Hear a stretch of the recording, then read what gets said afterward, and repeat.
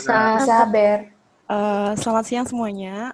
Selamat datang di acara webinar Academic Iya. Forum Bidang Skripsi Cultural Studies siang hari ini. Perkenalkan, nama saya Berlian Indri Anissa dari angkatan 2017 yang kebetulan sekarang juga lagi ngambil penjurusan Cultural Studies. Sebelumnya aku mau ngingetin teman-teman dulu kalau nanti akan ada ngasih tahu juga kalau nanti di akhir acara akan ada absensi kedua yang dimana teman-teman harus menambahkan screenshot dari acara webinar hari ini untuk sekaligus mengklaim sertifikatnya juga. Kemudian selamat datang kepada Pak Gesang. Terima kasih Pak sudah menyempatkan hadir hari ini. Terima kasih. Iya. Sama-sama. Selamat datang juga. Selamat datang juga kepada Kak Azifatul yang bersedia menjadi narasumber kita pada siang hari ini. Langsung kita lanjut ke acara pertama aja. Yang pertama ada sambutan dari Ketua Minat Cultural Studies kepada Bapak Gesang Manggala Nugraha Putra, SSSA M.Hum. Kami persilahkan. Oke, terima kasih. Selamat siang, teman-teman. Siang, Pak. Ini kebanyakan pesertanya angkatannya macam-macam ya. Ada angkatan 2020 juga. Iya. Macam-macam, Pak. Oke. Terima kasih sudah diberi kesempatan. Saya nggak lama-lama gitu ya. Saya hanya mau mengapresiasi saja pada panitia, pada Hima juga karena telah organize acara ini gitu ya. Menurut saya ini sebuah acara yang sangat bermanfaat. Ini zaman saya dulu jelas nggak ada dan kami juga nggak kepikiran untuk membuat sesuatu seperti ini gitu loh. So congratulations for all the committee, dan saya juga mau menyampaikan ke para audience, para peserta gitu ya. Saya bisa pastikan kalian nggak akan rugi menyisihkan waktu, menyisihkan kuota gitu ya, untuk hadir siang ini. Karena nantinya akan sangat berguna sekali gitu. Kenapa saya bilang seperti itu? Karena meskipun memang mata kuliah skripsi itu nantinya akan dipersiapkan melalui mata kuliah lain, jadi ada TWD, ada independent studies, ada macam-macam gitu ya. Tapi kalau yang ngomong itu langsung dari orang yang ngalamin gitu ya, dari alumni, dari kakak kelas Anda, itu beda. Beda dengan kalau dosen yang ngomong. Dosen pasti ngomongnya nanti ya kurang lebih meremehkan. Alah skripsi lo gampang, sudahlah kalian nggak usah khawatir pasti gitu. Itu lambene dosen. Cuman kalau kalian dengar dari sisi mahasiswa pasti akan beda. Gitu ya. Harapannya sih itu nanti. Jadi kalian dapat sudut pandang lain, tidak hanya sudut pandang dari dosennya, tapi juga dari seseorang yang pernah ngalamin dan pernah ngalaminya baru-baru saja. Nanti, sorry saya lupa, Zizi ini objeknya apa ya?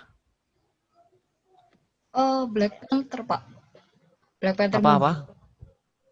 Black Panther. Black Panther. Iya. Oke, ingat. Film kan ya?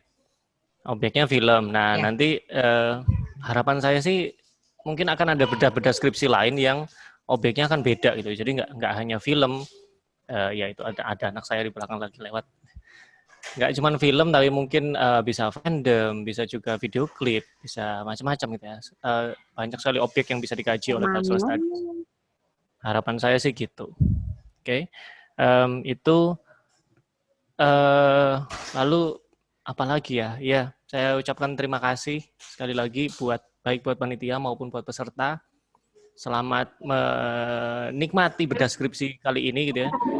Harapan saya sih kalian nggak akan sungkan-sungkan gitu ya, karena pembicaranya adalah kakak kelas sendiri. Gitu. Kalau sama dosen mungkin agak ada sungkannya, ada takutnya, khawatirnya macam-macam. Kalau ini jangan takut, jangan khawatir, sudah silakan dicerca saja dengan berbagai pertanyaan gitu ya. Nanti jangan khawatir, saya tidak akan di sini untuk membantu menjawab gitu ya. Jadi kayak sidang kedua, sidang terbuka. Kalau kemarin kan sidang tertutup sama dosen pembimbing dan penguji. Nah, yang sekarang sidang terbuka. Kalau biasanya kan yang sidang terbuka cuma S3. Nah, ini S1 sudah sidang terbuka. Jadi pengalaman pertama sidang terbuka, rekor ya, S1 sudah ada sidang terbuka, jadi dinikmati saja. Oke. Buat para peserta sekali lagi saya tekankan jangan sungkan, jangan malu untuk tanya, jangan hanya karena disuruh sama kak kelasnya untuk ikut, tadi ada absen dan segala macam. Jangan datang hanya karena itu saja. Ya. Gunakan kesempatan ini sebaik mungkin untuk mempersiapkan diri kalian nanti ketika kalian harus nulis skripsi juga, karena nggak mungkin nggak nulis skripsi gitu. Kecuali memang niatannya nggak lulus, saya niatan nggak lulus, nggak usah nulis skripsi, kan nggak mungkin gitu.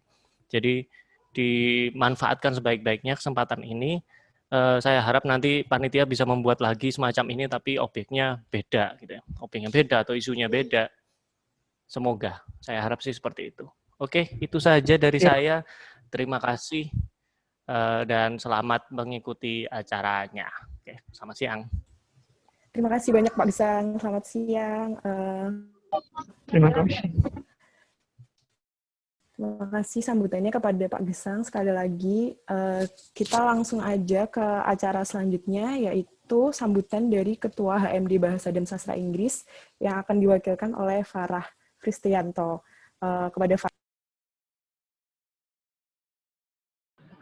Halo, suaraku apakah terdengar jelas di situ, teman-teman?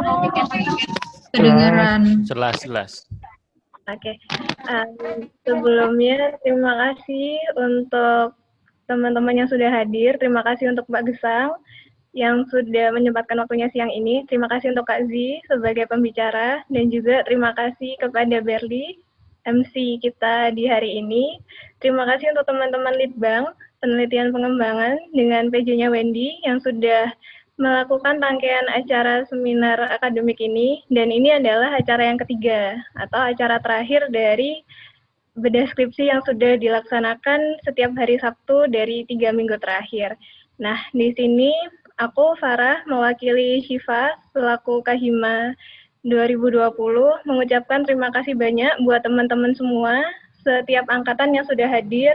Semoga acara ini dapat bermanfaat untuk teman-teman yang mungkin sudah ada gambaran nanti mau skripsinya gimana, atau teman-teman 2017 yang saat ini juga sedang bersama-sama melakukan TWD atau bahkan sudah ada yang mengambil skripsi. Terakhir mungkin ingin mengingatkan juga ke teman-teman, karena di sini ada absen, tolong jangan lupa, karena udah susah-susah ikut kan sayang gitu kalau teman-teman nggak, selain dapat ilmunya juga bisa dapat sertifikatnya. Dan di sini bukannya bukannya kita mengendorse teman-teman ikut hanya karena sertifikat, tapi itu sebagai bukti, dan nanti teman-teman juga bisa mengingat kembali, oh ternyata di hari ini kita nggak cuma ngabisin kuota buat yang medsos atau main, tapi kita di sini bareng-bareng cari ilmu bareng, diskusi bareng, dan semoga nanti ilmunya bermanfaat sampai ya lulus dari jurusan kita ini. Kurang lebihnya mohon maaf. Terima kasih sekali lagi untuk semua yang hadir. Silakan dinikmati acaranya. Wassalamualaikum warahmatullahi wabarakatuh. Kembali ke MC. Waalaikumsalam. Terima kasih Farah. Itu tadi sambutan dari Farah. Selanjutnya ada sambutan dari Bapak Pembina HMD Bahasa dan Sastra Inggris kepada Pak Pujo Sakti Nur Cahyo MHum. Silahkan. Oke, Assalamualaikum warahmatullahi wabarakatuh. Selamat pagi semuanya. Suara saya kedengeran ya? Sorry, Ya, Pak. di tempat saya, ya oke, terima kasih. Sorry, di tempat saya panas, jadi saya harus pakai kacamata hitam. Pak Gesang ngapain kok gedek-gedek? Hai Pak Gesang. Hai Bu Gesang. Nggak apa-apaan.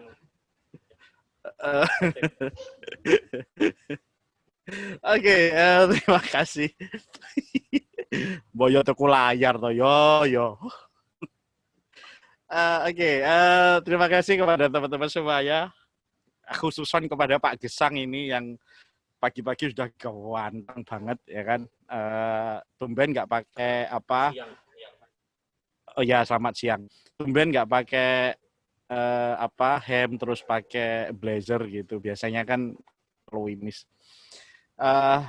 Selamat siang juga dan terima kasih sudah datang kepada teman-teman semuanya yang hari ini menyempatkan diri untuk menambah wawasan, ya, karena ini adalah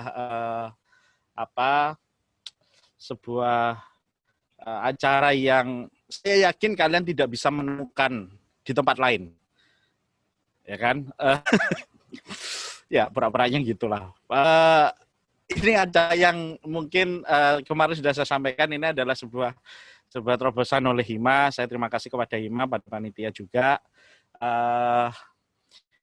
yang sudah melaksanakan kegiatan ini, walaupun ya pasti di sana sini ada kekurangan, ada yang mungkin perlu diperbaiki dan seterusnya.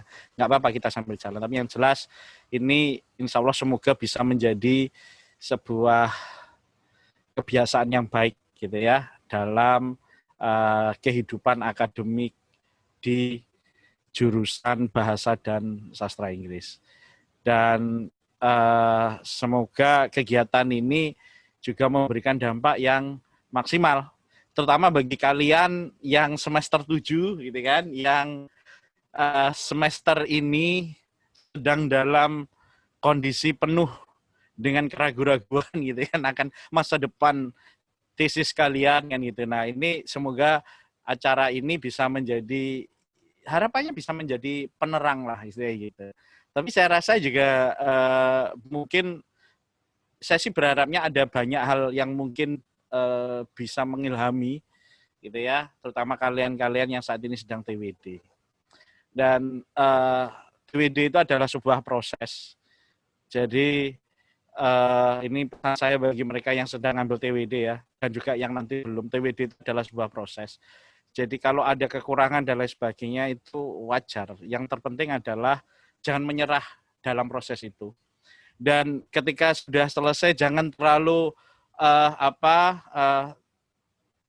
over dalam merayakan gitu kan, karena sebetulnya ini belum selesai. Ujian yang sebenarnya adalah nanti ketika penulisan skripsi. Sehingga ini harapannya ini sebetulnya sekaligus acara ini kan niatnya itu kan juga memberikan sedikit informasi, edukasi gitu ya. Bisa dikatakan ini sebelum pra TWD lah istilahnya kan gitu. Kalau pra TWD itu kan ada method, ada apa lagi itu kan ini. Tapi ini sebelum pra TWD kan kayak gitu. Jadi setidaknya melalui acara seperti ini teman-teman paling tidak sudah punya bayangan akan apa yang mau dilakukan kan kayak gitu ya. Apa yang mau terutama bagi mereka yang sudah memutuskan atau yang sudah semester 5 sudah mantap terutama di culture study, karena hari ini culture studies ya gilirannya. Dan semoga dalam waktu yang tidak terlalu lama kegiatan ini bisa diadakan lagi kan seperti itu. Malah syukur-syukur kalau bisa dalam satu semester itu misalnya ada 2 kali, sehingga masing-masing minat itu akan ada lebih banyak tema yang dibahas, dan itu akan lebih baik karena akan lebih memberikan inspirasi gitu ya bagi mereka yang bingung mau ngapain dengan skripsinya. Jadi itu saja saya ucapkan sekali lagi terima kasih. Hari ini moderatornya siapa ya? Saya, Pak. Oh, Berlian. Oh ya, oke. Iya. Semoga hari ini lancar gitu ya, dan semoga juga teman-teman di sini bisa memanfaatkan waktu dengan sebaik-baiknya. Harapan ya adalah akan banyak sekali interaksi di sini. Tanya jawab, terus kemudian apa istilahnya, pokoknya interaksi kita lebih kayaknya lebih akan lebih enak kalau misalnya ada banyak pertanyaan, ini gimana sih kita harus ngapain dan lain sebagainya. Ditanyakan sekarang daripada ditanyakan pada waktu TWD kan gitu kan. Satu itu akan merepotkan karena wis kudune wis gak takon-takon mana misalnya. Yang kedua nanti akan kelihatan banget kalau nggak siap gitu kan. Masa tanya, jangan sampai nanti ketika TWD itu ada yang tanya, Pak, Bu, sebaiknya saya neliti apa ya? Lah ya mbo gitu kan. Tidak, di sini kalian sudah punya ancer-ancer mau ngapain kan itu. Jangan sampai pertanyaan seperti itu muncul nanti. Itu saja sepertinya. Sekali lagi semoga acara ini bermanfaat bagi kalian semua. Yang belum absen silakan absen. Dan by the way ini kok ternyata saya lama-lama kayak orang flu gini ya. Oke, ya sudah.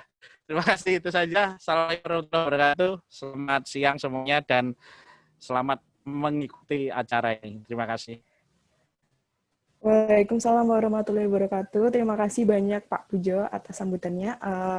Sebelum kita lanjut ke acara selanjutnya, aku mau ngasih tahu ke teman-teman yang baru aja masuk atau belum absen, silahkan absen. Nanti linknya akan di-share di room chat.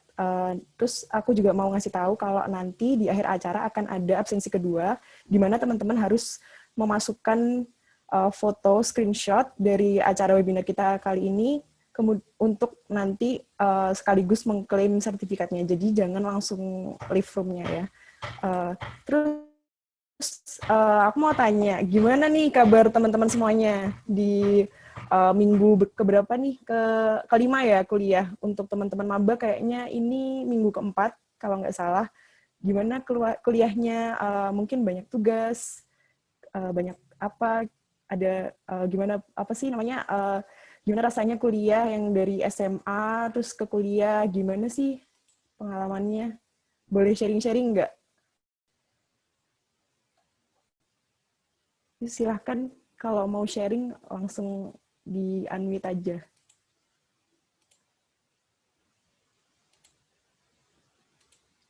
Atau di chat, mungkin mau curhat, Kak banyak tugas, Kak banyak ini, nggak enak kerkel online gini, nggak bisa ketemu, gimana gitu.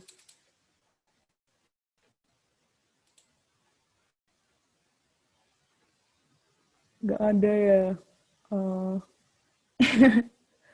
Ya udah lanjut. Kangen teman-temannya. Oke. Sama, aku juga. Juga kangen teman-temannya. Iya, Divanti sama Dio kangen teman-temannya. Yang lain kangen nggak? Kangen sih. Apalagi biasanya kalau kerkel gitu kan sambil cerita-cerita, sambil jajan bareng. Kalau gini kan nggak bisa.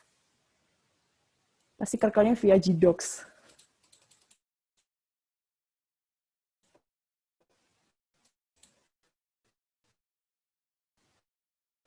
Oke deh, kita lanjut aja.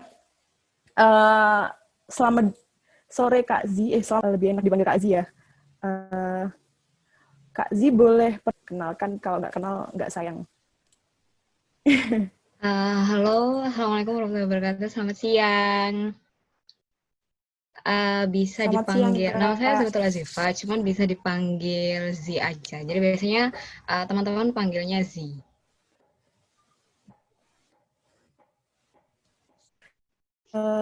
Sekarang lagi sibuk ngapain aja sih Kak?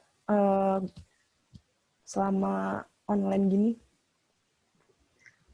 Sekarang kemarin sebenarnya masih kerja ya, sampai bulan Juni saya masih di Surabaya. Cuman karena kondisinya pandemi, terus tempat saya kerja itu melakukan kayak pemutusan ke beberapa karyawan gitu, pemutusan kontrak. Jadi saya pulang ke Lumajang sekarang. Jadi saya sekarang ada di rumah dan sedang mencari pekerjaan lagi gitu. Oke, semoga segera dapat ya Kak. Good luck. Terus ini dong Kak, aku mau nanya beberapa hal. Gimana sih menurut Kakak soal cultural studies ini? Mungkin alasan masuk, kenapa kok masuk CS gitu. Kan ada lingu, ada literatur, kenapa kok CS?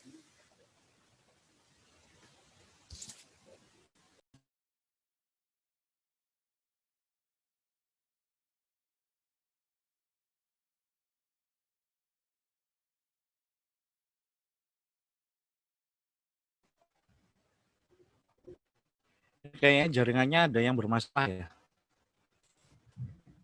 Iya, jaringan Iya, saya iya, kebetulan Kak. bermasalah, mohon maaf karena abis hujan, jadi jaringannya rada jelek gitu. Oke. Ya, nggak apa-apa, Kak. Bisa dilanjut. Gimana menceritakan tentang CS tuh kayak gimana sih menurut Kak Z? Terus kenapa kok milih CS padahal ada Oh, CS seperti apa ya? Jadi sebenarnya uh, makanya pakai smartphone dong. Siapa? Jadi sebenarnya kenapa dulu awalnya kok pilihnya Cultural Studies dan bukan literatur dan linguistik, karena setelah dapat banyak mata kuliah pengantar, itu kan ada literatur juga, linguistik, dan cultural studies. Terus saya berpikir saya lebih suka dan lebih tertarik untuk menganalisis yang bentuk-bentuknya seperti yang dipelajari di cultural studies. Jadi kayak lebih ke cultural issue dan sebagainya. Jadi, dan itu dibuktikan dengan ketika lihat nilai, kebanyakan nilai yang linguistik dan kebanyakan nilai dari cultural studies-nya lebih bagus dari literatur dan linguistik. Jadinya daripada mengorbankan nilai kalau misalkan saya ngambil yang lain gitu ya. Jadi kayak ya udah ambil cultural studies aja, atau pengennya juga cultural studies gitu sih sebenarnya. Dan sebuah mungkin kayak ini asumsi banyak orang kayak misalkan milih jurusan ini aja kan milih peminatan ini aja karena lebih gampang dari peminatan yang lain gitu. Sebenarnya ketika dijalani pun nggak ada yang lebih gampang dari peminatan yang mana gitu. Jadi kayak ya di cultural studies juga susah gitu. Cuma mungkin kalau misalkan susah tapi karena memang sudah mau memilih itu, harusnya ya tetap mau dijalani gitu sih. Jadi kalau di cultural studies memang fokusnya lebih luas menurut saya, karena lebih ke banyak fenomena di luar gitu loh, lebih terbuka istilahnya. Kalau misalkan literatur kan lebih fokusnya ke literasi, ke buku, novel, play seperti itu. Kalau misalkan cultural studies, misalkan tahun ini ada fenomena A, tahun depan ada fenomena B, dan itu masih bisa dianalisis gitu. Seperti itu, menurut saya cultural studies. Oke, berarti Kak Z ini lebih tertarik sama hal-hal yang menyangkut kayak fenomena, terus keadaan sekarang ini, kayak gitu ya, Kak. Terus ini dong, Kak, mungkin selama kuliah tuh gimana, Kak?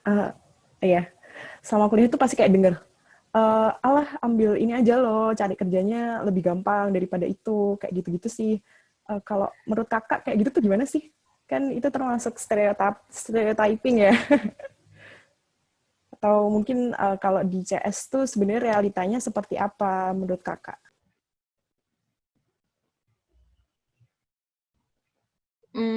Sebenarnya kalau ini sudah mengarah ke pekerjaan, pada akhirnya mau peminatan mana aja cari kerja susah gitu. Maksudnya nggak peduli kamu mau linguistik, literatur, cultural studies, cari kerja ya susah gitu. Dan kebanyakan sih ketika kayak sudah lulus, bahkan kita tuh kayak udah nggak mikir apakah ini nyambung sama cultural studies atau ini nyambung sama literatur, linguistik. Pada akhirnya akan seperti itu. Karena kalau kita idealis kayak enggak, karena kemarin aku kuliahnya cultural studies, jadi aku maunya pekerjaan yang ada cultural studies-nya. Ya nggak apa-apa sih kalau misalkan mau nganggur lama gitu, karena ya susah cari pekerjaan yang mau sesuai dengan kayak misalkan pokoknya saya maunya cultural studies, pokoknya yang ada cultural studies-nya gitu, yang bakalan susah. Tapi pada akhirnya kayak misalkan pekerjaan yang saya lakukan tidak sesuai dengan minat yang waktu itu saya tekuni. Tapi apa yang kita pelajari sebenarnya apa yang kita pelajari di kuliah itu ketika kita sudah lulus dan maksudnya sudah menghadapi istilahnya kayak dunia beneran gitu ya. Itu menurut saya sangat bermanfaat, karena kalau di cultural studies kan kayak lebih membuat kita tuh kayak peka sama lingkungan dan peka sama orang gitu. Karena saking seringnya kita disuruh menganalisis orang, menganalisis fenomena yang berhubungan dengan perilaku manusia seperti itu. Jadi ketika kita sudah lulus, meskipun pekerjaan kita bukan di bagian itu masih bermanfaat di kita dalam melihat sebuah masalah atau bagaimana cara kita menyikapi orang-orang yang ada di lingkungan kita seperti itu. Atau secara general sih kayak lebih aware sama fenomena yang ada di dunia aja sih sebenarnya. Ya nggak signifikan banget sih karena kita juga bukan siapa-siapa gitu ya maksudnya. Tapi ya nggak apa-apa itu kayak jadi kita jadi lebih tahu karena kita dulu pernah belajar dan kita tahu harus bersikap gimana gitu meskipun mungkin kontribusinya tidak bisa mengubah dunia gitu kayak gitu sih. Oke, terima kasih banyak Kak Zi atas insight-nya buat nanti kalau udah lulus kuliah itu kayak gimana kenyataannya gitu. Kita lanjut aja ke acara selanjutnya yaitu pembahasan dan bedah skripsi oleh Kak Zi yang nanti share screen-nya akan dilakukan oleh Wendy.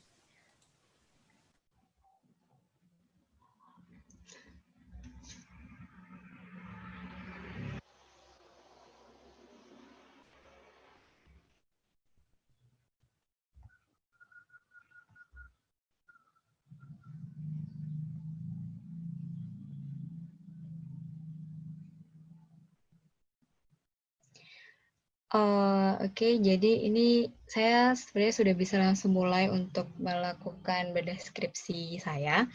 Jadi saya salam lagi aja ya. Assalamualaikum warahmatullahi wabarakatuh. Selamat siang. Sebelumnya terima kasih karena sudah diberi kesempatan untuk menjadi pembicara. Jadi skripsi saya tahun 2018 itu tahun 2018 itu judulnya Negotiating Racial Idealism Through Racial Realism in Black Panther Movie 2018. Kemudian bahasannya nanti akan ke ini karena bedah skripsi ya, jadi saya akan memberikan kayak general apa sih yang ada di skripsi dan apa yang ada dan contohnya di skripsi saya gitu.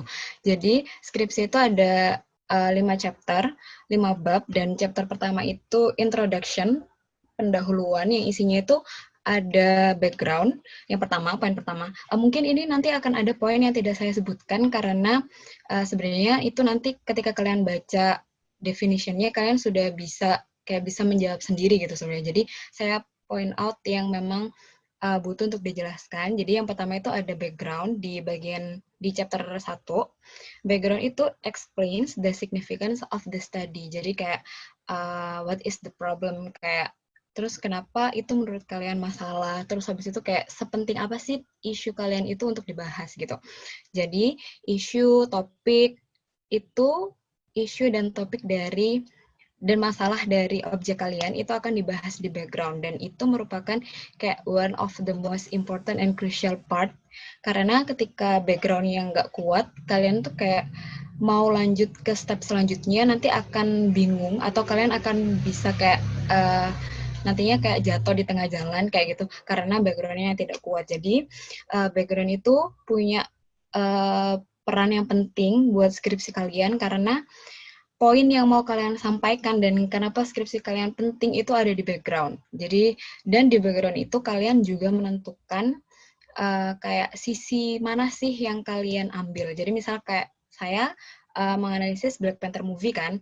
Nah, kenapa kok saya menganalisis Black Panther movie? Karena Black Panther movie itu film dari salah satu film dari serial Marvel Cinematic Universe. Dan kita tahu kan kalau Marvel Cinematic Universe itu sangat, istilahnya kayak fansnya banyak, audiensnya besar. Berarti Black Panther movie ini juga dikonsumsi oleh banyak orang gitu. Dan Black Panther ini merupakan salah satu film yang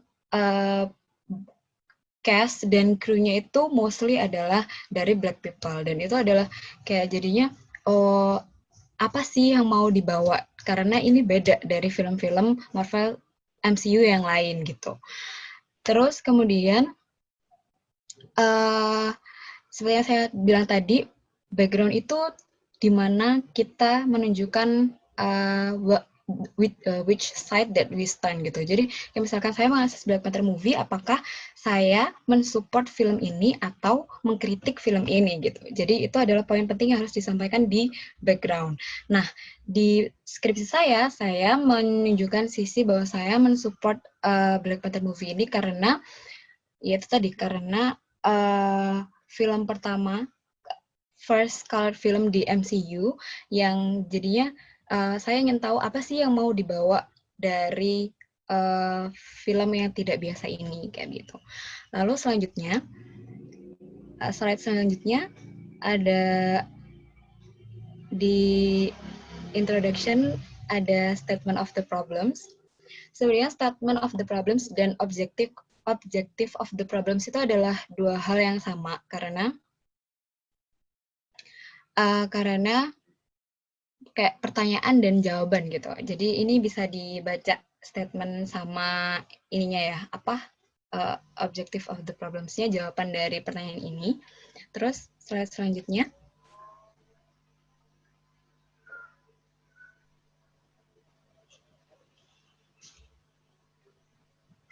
Ya, next lagi.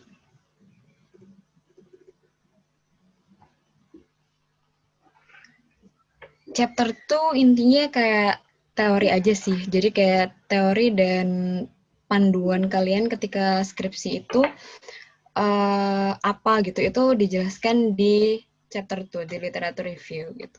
Dan di skripsi ini saya pakai teori dari Derek Bell, racial realism, dan nanti itu dijelaskan lagi sama Ricardo Delgado dan Jen di bukunya gitu.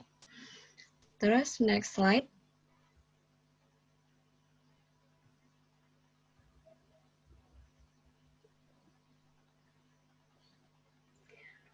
Next slide ada chapter 3 itu metode. Jadi kayak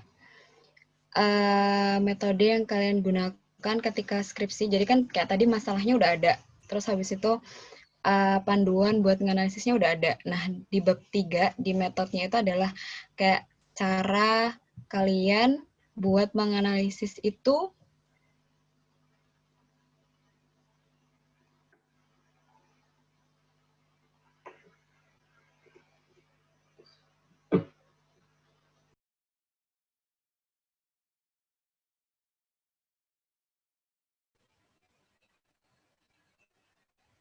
Kok nge-freeze?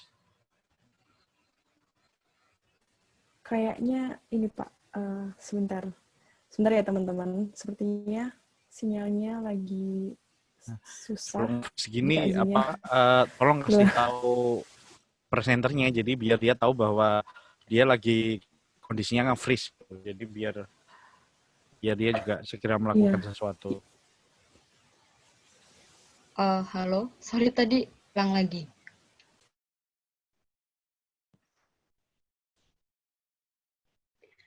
Ya ini aku lanjutin lagi aja ya. Oh, jadi tadi sudah sempat saya katakan kalau di bab 3 itu ada research method. Jadi itu kayak caranya kalian buat menganalisis masalah dengan panduan yang ada. Terus selanjutnya di bab 4 itu baru masuk ke result and finding. Jadi di bab 4 next. Nah, jadi di bab 4 ini result and discussion maksudnya. Jadi yang setelah tadi semuanya, apa yang saya temukan di film ini. Jadi yang pertama gimana ketika ada dua kayak main karakter di filmnya, dan dua-duanya itu punya ideologi yang berbeda. Nah, kemudian di situ saya mengkategorikan ideologi mereka itu masuk ke bagian yang mana sih gitu. Dan di findingnya itu ada yang pertama ketika Eric Stevens-nya as the representation of racial realism. Jadi apa yang ditunjukkan dia melalui kayak perilaku dan perkataan dia itu menunjukkan kalau dia itu punya ideologi racial realism, yaitu dia menganggap bahwa racial equality itu nggak akan pernah dicapai kalau misalkan kalian itu nggak bertindak gitu. Jadi realistisnya memang racial equality itu belum ada, jadi kalian jangan diem aja gitu. Intinya garis besarnya seperti itu. Sedangkan di sisi lain ada T'Challa-nya sendiri, yaitu as the representation of racial idealism. T'Challa ini kan jadi kayak main aktornya dan jadi kayak protagonisnya gitu.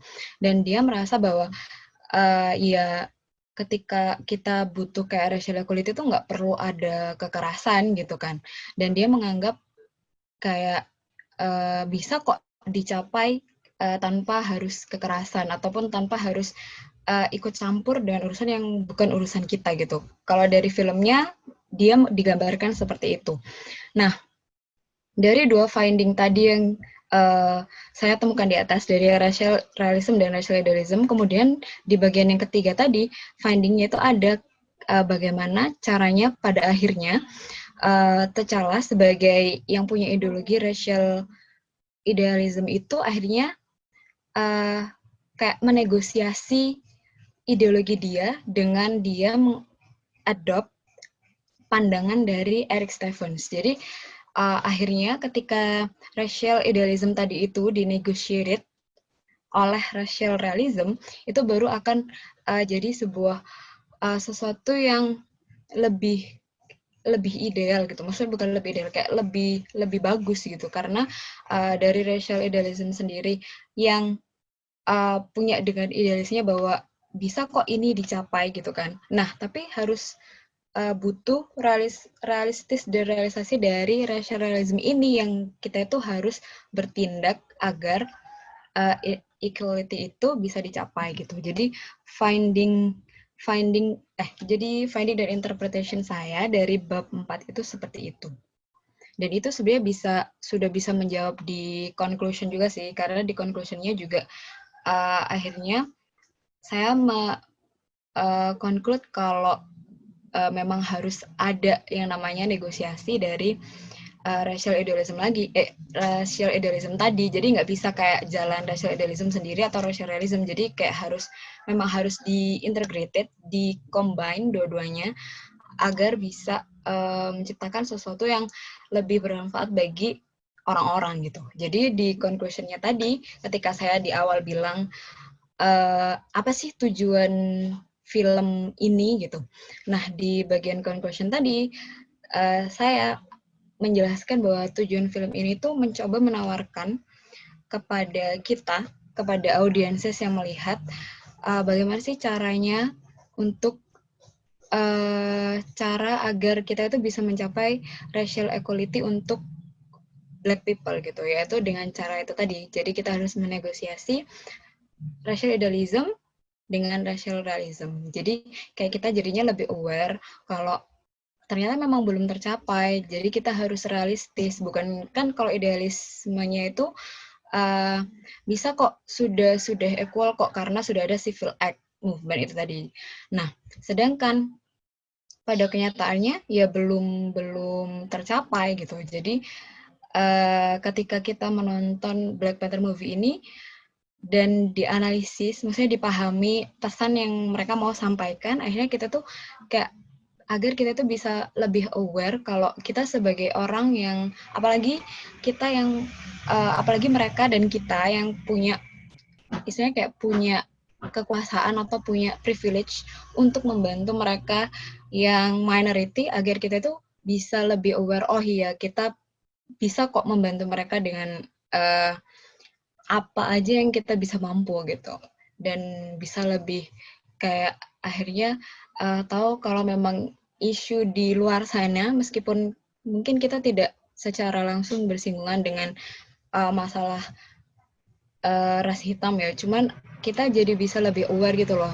Toh di Indonesia sendiri juga kita punya biasanya banyak masalah dengan Papua Merdeka itu tadi kan. Jadi kita bisa kayak lebih saling menghargai aja dan membantu ketika kita memang punya kemampuan untuk membantu gitu.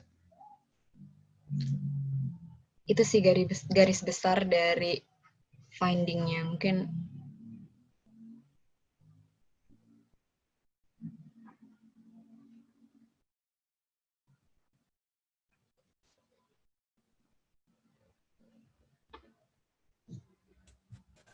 Oh, ini udah ya Kak Zi? iya. Oke. Menarik banget ya guys. Ini apa namanya skripsinya Kak Zi membahas tentang film dari Marvel Cinematic Universe yang ternyata kalau kita cari tahu lagi, kita pelajarin tuh ada isu-isu yang dibahas di dalamnya. Nah, kita langsung lanjut aja ke acara selanjutnya, yaitu tanggapan dari Pak Pujo. Bisa memberikan komentar maupun komentar untuk skripsinya maupun memberikan nasihat saat penulisan skripsi kepada teman-teman peserta. Kepada Pak Pujo, dipersilahkan. Sepertinya ada Pak Gesang kan ini tadi. Sepertinya Pak Gesang saja deh. Silakan, Gesang. Halo. Tadi sih Pak Gesang itu ada ini Pak, ada acara.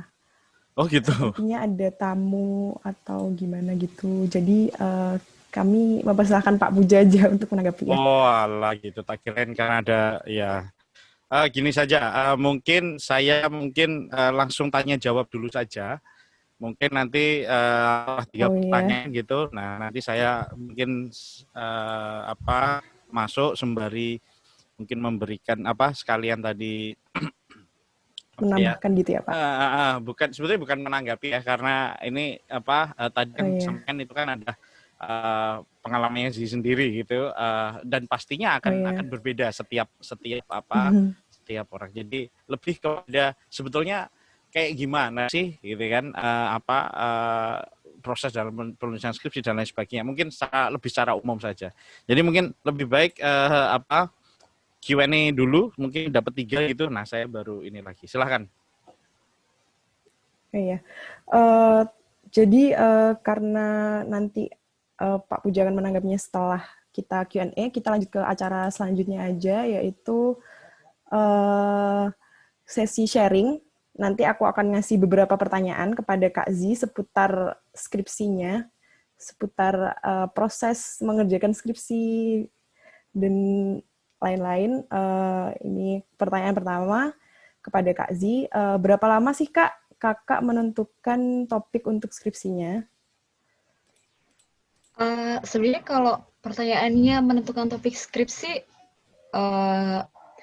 lumayan susah ya, karena topik saya dari yang ketika digagalkan TWD sampai akhirnya deal jadi skripsi itu beda. Jadi waktu TWD itu sudah mengalami banyak kayak berkali-kali ganti gitu ya. Terus habis itu final topik dari TWD dibawa ke skripsi. Terus saya coba kerjakan 1 bulan. Terus setelah itu saya dan pembimbing saya tuh kayak stuck karena ini skripsinya mau dibawa kemana gitu ya. Akhirnya dari 1 bulan setelah konsul waktu skripsi itu, saya ganti topik dan ganti teori. Dan itu kalau misalkan ditanya berapa lama, jadi itu kalau saya nggak salah ingat, saya harusnya bimbingan hari Jumat. Saya hari Kamis malam itu saya berubah kayak akhirnya memikir topik dan teori yang baru. Jadi hari Kamis malam saya mendapatkan topik dan teori yang baru. Kemudian saya langsung bikinkan background secara garis besar dan bab 2-nya. Kemudian hari Jumatnya saya propose ke Mem Titin waktu itu sebagai pembimbing. Mem, kalau misalkan saya ganti skripsi saya seperti ini, gimana gitu. Dan itu di ACC sama Mam Titin hari itu. Jadi kalau misalkan ditanya berapa lama menentukan topiknya, jadinya terkesannya kayak cepet gitu. Padahal perjalanannya itu sebenarnya juga lama sampai akhirnya topik final itu. Gitu. Wow. Jadi bisa dibilang sebenarnya kalau dibilang last minute juga enggak, kalau enggak gitu juga, kalau lama juga enggak gitu. Tapi emang kadang tuh ide tuh tiba-tiba muncul gitu aja ya Kak, kayak tanpa kita ini. Terus pertanyaan selanjutnya, kenapa sih Kak lebih tertarik kepada buat ngebahas film dibanding objek lainnya? Kan bisa tuh pakai music video, bisa pakai mungkin fenomena-fenomena lain seperti komunitas, misalkan kayak gitu. Ini jawabnya jujur aja ya, maksudnya kayak memang ya sejujurnya karena pekerjaan film itu bukan lebih simpel juga sih, tapi istilahnya gini, kalau misalkan etnografi kayak menganalisis atau fenomena kayak gitu ya, menganalisis fenomena atau komunitas atau ya semacam itulah, pokoknya yang kita butuh berhubungan dengan orang sebagai narasumber itu bisa lama karena kita harus menyesuaikan diri dengan orang lain. Sedangkan kalau misalkan itu film atau itu music video misal atau advertisement itu lebih ke ya udah kita mau ngerjain sekarang bisa, mau ngerjain besok bisa, mau ngerjain di rumah dimanapun itu bisa. Jadi kenapa akhirnya saya memilih objek skripsi film karena waktu itu saya mikirnya ya udahlah milih yang cepat selesai aja gitu karena memang waktu itu pengennya cepat selesai gitu kan, jadi kayak ya udah ambil film aja yang lebih cepat, pengerjaannya lebih bisa lebih fleksibel maksudnya di mana saja dan lebih cepat gitu. Cuman ketika sudah memilih film pun itu sebenarnya tidak semudah itu sih karena film yang ada itu dijadikan rebutan banyak orang kan, karena kalau misalkan film kan kita semua bisa tahu gitu, kalau misalkan fenomena atau komunitas kan mungkin nggak banyak orang yang tahu karena kita menemukannya misal dari yang paling dekat gitu. Kalau film karena jadi rebutan banyak orang sebenarnya, jadi ya tetap aja susah buat cari film yang bisa dijadiin objek kayak gitu. Oke, menarik banget nih. Jadi kayak nanti biar teman-teman punya gambaran juga buat gimana cara milih topik ya Kak. Terus kalau pertanyaan selanjutnya adalah dari mana sih inspirasi untuk menulis tentang tema pada skripsi Kakak? Ini sekalian kayak mungkin perjalanan saya waktu itu nggak seideal yang seharusnya gitu ya. Jadi misalkan kalian yang hari ini hadir, mohon kekurangan yang waktu itu saya alami itu bisa untuk diperbaiki dan tidak dicontoh. Jadi kalau misalkan ditanya inspirasi menulis tema, sebenarnya kalau misalkan ditanya apakah memang saya dari awal pengen menganalisis African American criticism, jawabannya enggak. Karena waktu itu saya inginnya menganalisis gender. Karena waktu itu saya tertarik dengan isu-isu gender, jadi saya inginnya menganalisis gender. Cuman ketika saya bilang tadi di awal kalau cultural studies tuh susah cari film karena rebutan dengan banyak orang, itu yang saya alami ketika saya mencari film dengan isu gender. Jadi kan kalau di cultural studies itu ketika kita memilih film itu ada ketentuan yang harus kita ikuti, kayak kalau waktu saya filmnya harus rilis di Indonesia, kemudian filmnya belum pernah dipakai orang lain pasti, kemudian filmnya itu harus tayang di Indonesia 5 tahun terakhir kalau nggak salah, dan itu akhirnya banyak film-film bagus yang sudah dianalisis orang, sudah diambil lebih dahulu, ataupun ada film-film bagus yang ternyata tidak ditayangkan di Indonesia. Jadi akhirnya pada akhirnya kayak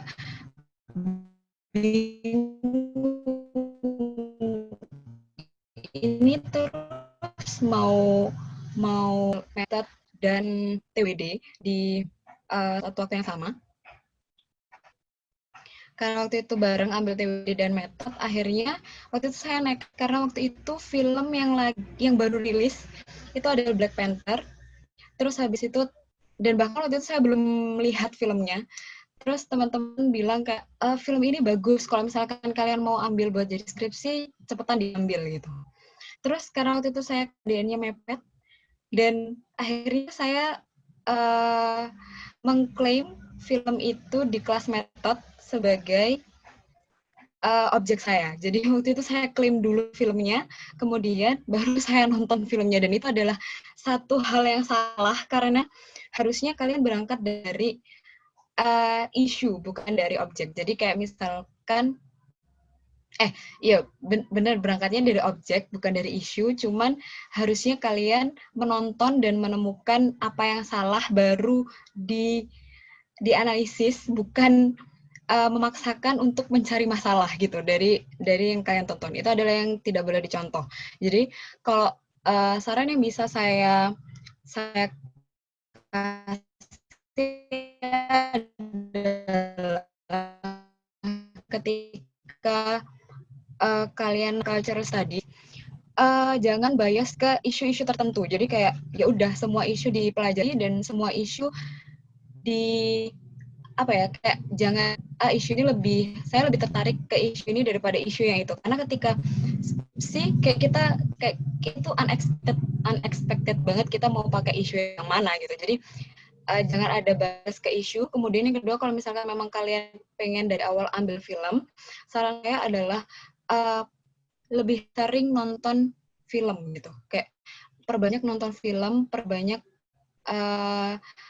diri kalian itu jadi lebih aware ke isu-isu yang ada di film. Karena kalau cuman nonton sekali nonton, kadang itu kita kayak gak sadar kalau sebenarnya ada ini gitu. Jadi ketika kalian nonton film, bukan cuman dijadiin nonton, tapi kayak emang diperhatiin apa sih yang ada di film ini gitu. Jadi ketika kalian nanti mau TWD dan mau skripsi, kalian itu merasa kayak jadi sudah terlatih kayak aware dengan isu yang dibawa di film itu gitu sih kalau dari saya tentang tema skripsi.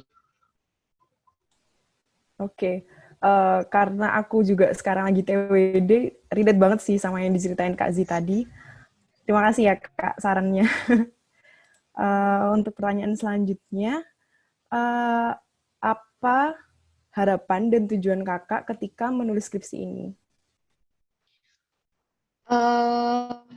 Sebenarnya ketika itu memang kayak kadang kita tuh nggak bisa plan dari awal gitu ya. Maksudnya ketika saya mau saya sudah punya objek, saya mau ngasih isu ini, saya sudah muncul dengan harapannya. Kadang itu memang nggak dari awal terencana gitu. Tapi ketika seiring kita kayak akhirnya nonton film ini berkali-kali, terus habis itu cari jurnal tentang isu ini berkali-kali gitu kan, akhirnya itu menimbulkan kayak saya balik lagi sebenarnya awareness. Jadi kayak saya tuh lebih aware gitu loh kalau banyak banget mungkin sebelumnya yang saya tuh nggak pernah aware, kalau bukan nggak pernah sih, kayak nggak sepaham itu kalau di luar sana tuh isu ras itu masih sangat jadi kayak masih hot topic, maksudnya kayak masih berlangsung sampai sekarang gitu. Bagaimana mereka